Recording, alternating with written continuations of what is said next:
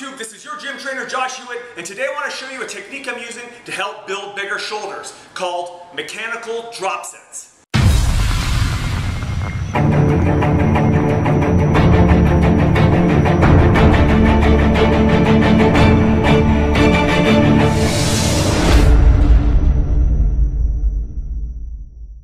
Now, drop sets typically involve performing an exercise until you reach complete fatigue, reducing the weight used, and then continuing to perform more repetitions until you reach fatigue again. This is great for completely exhausting the target muscle group. But mechanical drop sets involve choosing an exercise variation that gives you a better mechanical advantage. So you're not actually reducing the weight, you're just changing the exercise slightly so that it gives you better leverage, so that you can continue to perform more repetitions. For an example, today I'm going to be doing lateral raises to fatigue, switching to upright rows, and then finishing with overhead presses. So you're going to start off with a very heavy weight for the lateral raises, so that once you reach fatigue, it's still relatively challenging for the upright rows, and then finishing with the strongest exercise variation, which is the overhead press. Let me show you what I'm talking about. So you want to choose a weight for the lateral raises that barely allows you to complete 8 to 10 repetitions. Now you want your form to be strict, but you don't have to be using a very slow rep speed. You don't have to be doing a slow tempo. You can perform a little bit quicker repetitions, so that allows you to use a relatively heavy weight.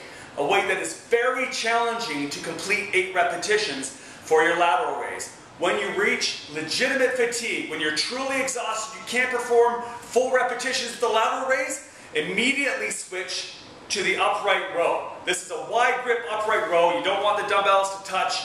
You want to keep your elbows pointing straight out to the sides of the body so that you're targeting the medial deltoid. Okay? Now you want to slow your repetition speed down and pause at the top of each rep. Really squeeze the shoulders, squeeze your deltoids when you reach that top position. Okay? Make it as challenging as you can with that same weight. Now, because of the shorter lever arm here, you have a mechanical advantage.